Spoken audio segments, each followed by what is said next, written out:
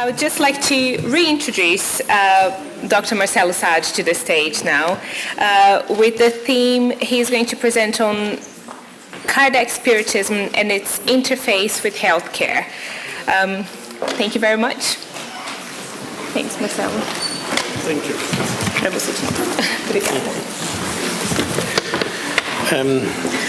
I thank again the organization for this opportunity to show you, for the people that don't know exactly what is Spiritism and it confounded with the spiritualism, to clarify some aspects. I guess this is a different, this is a different, this is for tomorrow. This is for tomorrow. But I have the text here, and I can read for you if needed. It's just not working. Não é, esse é para amanhã.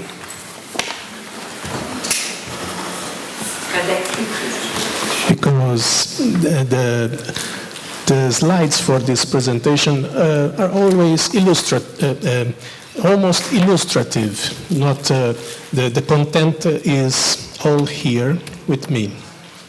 Sorry, Marcelo.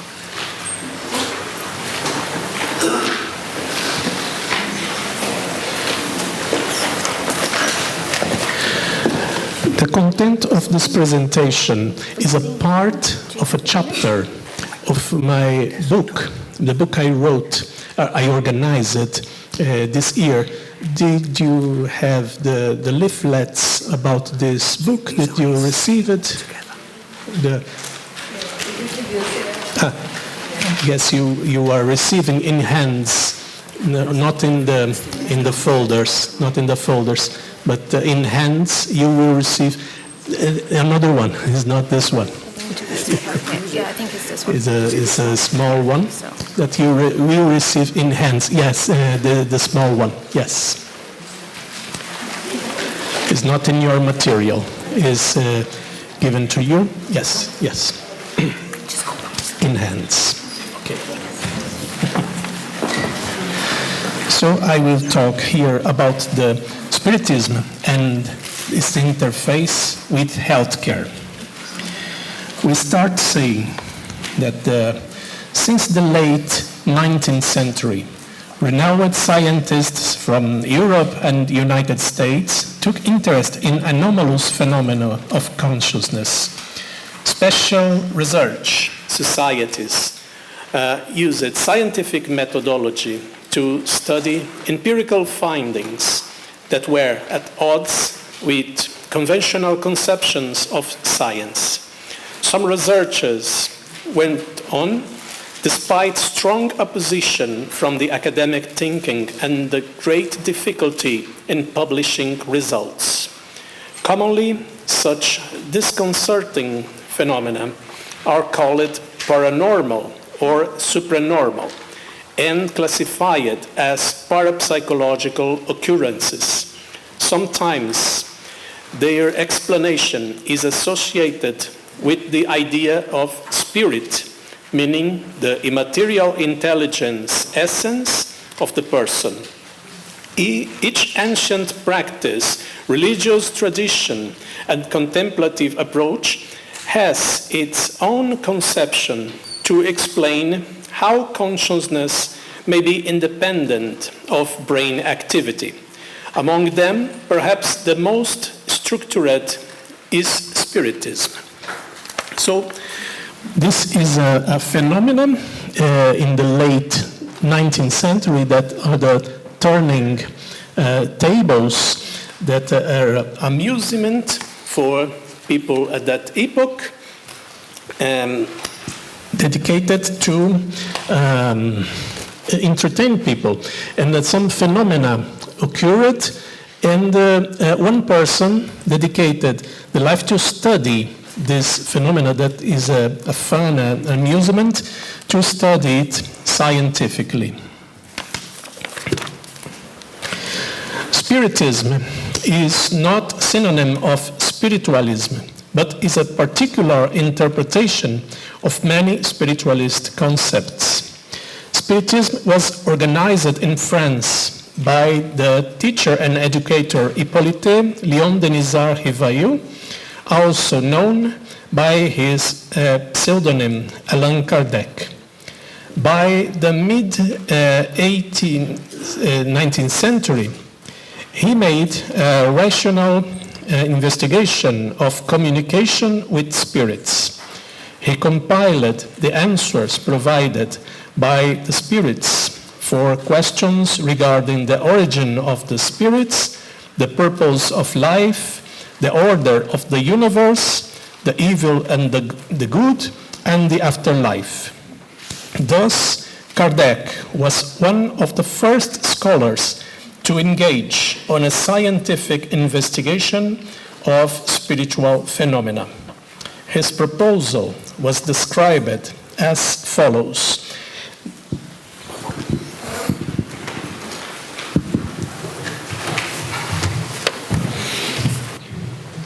Spiritism is at the same time an observational science and philosophical doctrine. As a practical science, it consists of the relations that can be established between us and the spirits. As a philosophy, it understands that the moral consequences arising from such relations. Spiritism is a science which deals with the nature, origin, and destiny of spirits, as well as their relationship with the material world. This is the definition Kardec gave to Spiritism, and this is the first book he wrote, the Book of Spirits, in the late 19th century. Besides science and philosophy, Spiritism has also a religious branch, adopting the teachings of the Gospels as the moral guideline for humanity. So this is the tripod of the Spiritism: science, philosophy, and religion. Spiritism brought new and more profound concepts with respect to God, the universe, the human being, the spirits, and the laws which govern life itself. Furthermore, it discusses what we, as human beings, are, where we have come from, where we are going to, what is the objective of our existence, and what is the reason for pain and suffering. The Spirit's codification is a set of laws and principles, and it has concepts about many questions related to virtually every human sphere. Since its origin, Spiritism provides some insights to many of topics that fall within the domain of healthcare. Spiritism can explain our relation with the spiritual world. Here is illustrated the consequence of suicide in that figure, when the spirit contemplates the act and regret it. The spiritual sphere on a religious meeting, and the self-regrets of the past that we committed, the crimes we committed. And the tenets of the Spiritism related to healthcare, I already said, that are these ones. The spirit is the transpersonal, ethereal, and immaterial essence of the human being, in letter A. In letter B, the nature of the spirits is related to an immaterial reality that is beyond our current capacity of consistent access. In letter 3, when the spirit is incarnated in a physical body, it is called soul, because some of its characteristics are blocked by matter. In the letter D, physical and mental diseases are at least partially determined by an imbalanced state of the soul dynamics. In the letter E, the soul is responsible for all mind properties which are manifested through the brain activity. F, in some states of consciousness, the mind can capture information beyond the physical senses. G, spirits may influence physiological and psychological states of individuals, either benefically or harmfully. H, ostensible communication of spirits with men occurs through mediums, usually by means of writing or speech. I, after the brain death, the soul keeps its individuality and the personality from the previous experience. And J, spirits have to pass through many incarnations. They bring to the new existence everything acquired in the past lives. So this is the main tenets of the Spiritism related to health. For the last 150 years, Spiritism has spread to many countries, and the International Spiritist Council is an organization resulting from the union of associations representing Spiritist movements in each country. Brazil is the country it flourished most, and where the most significant number of followers can be found. The form into which Spiritism was evolved in Brazil is very peculiar.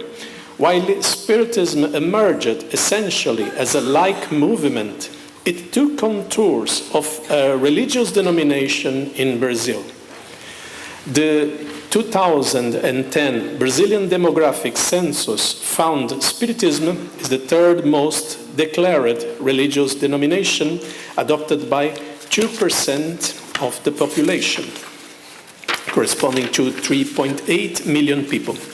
This number may even be underestimated due to the large number of people who may have a latent interest about Spiritism, attending Spiritist meetings and reading Spiritist books, although declare to belong to other religion.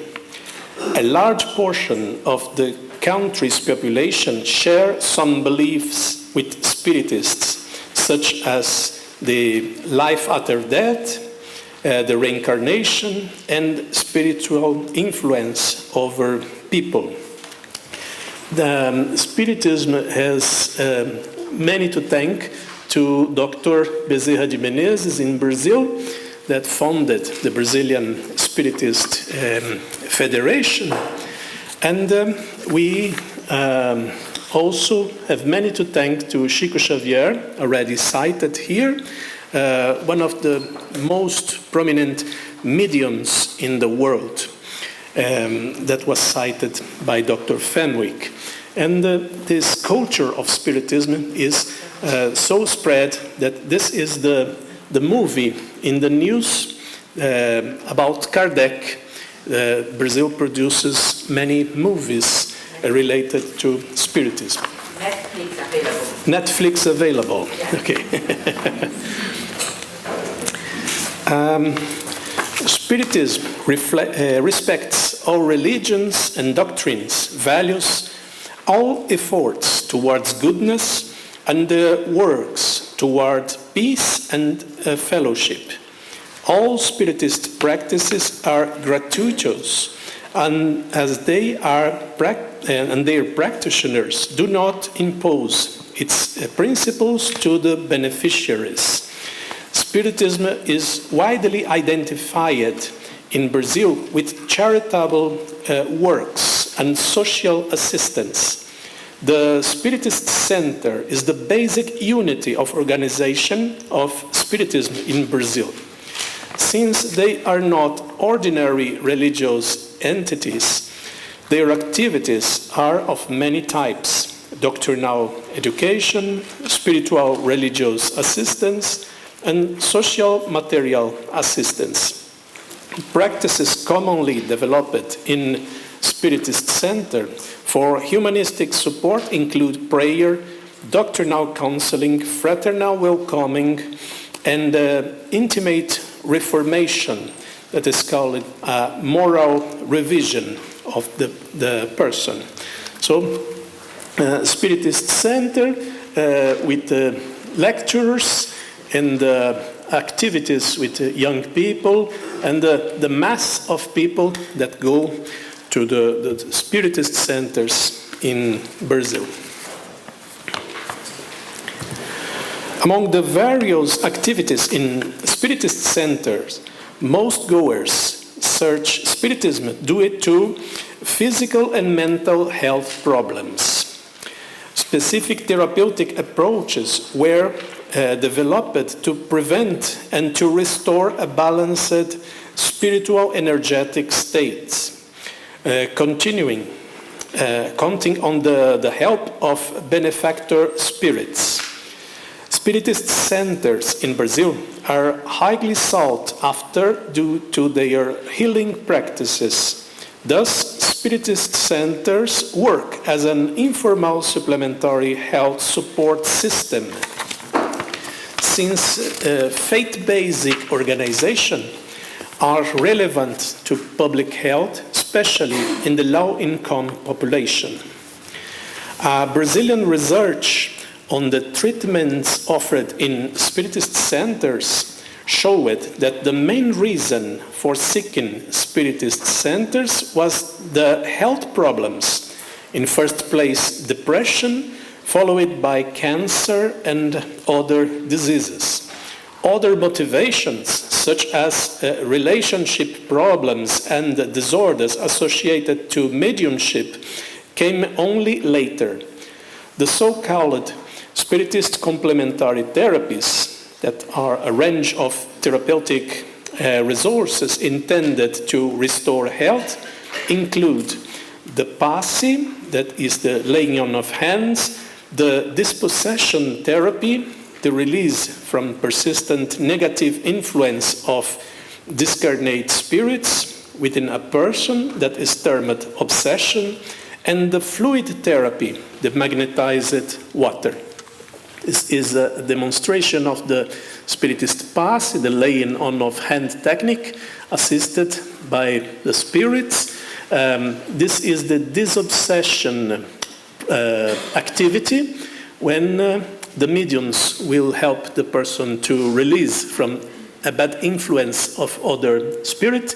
Mediumship, here's Chico Xavier, a psychographing books or also letters from the deceased people to their relatives, and fraternal embracing and gospel studies applied to the current days. Besides the thousands of Spiritist centers throughout Brazil, there also are many spirit-oriented hospitals, as I cited. Spiritism has been strongly connected with mental health in Brazil. During the 20th century, dozens of Spiritist psychiatric hospitals emerged, seeking to integrate conventional medical treatment with complementary spiritual therapy. These hospitals combine conventional psychiatric treatment with spiritual therapies on a non-indoctrination and optional form. According to Spiritism, some neurological and mental disorders may be aggravated by spiritual obsession, the term above mentioned, in some individuals who possess an organic brain predisposition. The spiritual influence are not the direct cause of the disorder, but may be a factor associated. Spiritist Psychiatric Hospital, Instituto Bairral, founded 80 years ago, is the largest mental health complex in Latin America. and it's faith-based on Spiritism, and many of its activities are philanthropic. Out of the Spiritist institutions for inpatients on general hospitals, the movement of Spiritist chaplaincy is gaining force in Brazil. Some initiatives started on a few Spiritist groups, and to the first impressions, this model is well accepted by the assisted patients, by the healthcare staff, and by the institution managers. In short, Spiritist proposal to promote health composed in an important movement in Brazil with activities intended to be complementary to the conventional treatment. Activities are developed in many different environments, offered to goers on Spiritist center, assisted people in Spiritist orientation institution, and inpatients in general hospitals. So this is the Hospital das Clínicas, the largest in Latin America, in Brazil, that admits the Spiritist workers to make an hospital chaplaincy there. The large people's demand for the Spiritist healing practice gave rise to interest in describing them scientifically.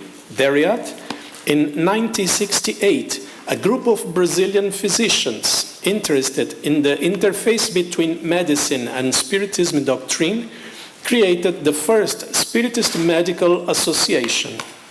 This initiative inspired others over the years, the creation of dozens of regional Spiritist medical associations in Brazil. Later, this ideal overcame international borders with the foundation of the Spiritist Medical Association International in 1999, idealized in Brazil, which encouraged the founding of other institutions with the same interest in several countries.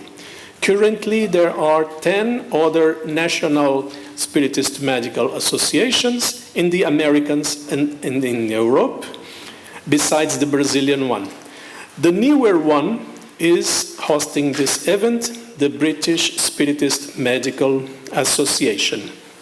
So this is the original group, 51 years ago, that founded the Spiritist medical movement. And the Dr. Marlene Nobre is a figure that created the Spiritist Medical Association International, and is thanks to her, we are gathered together. Acabou? Ah, sim. We are gathered together today.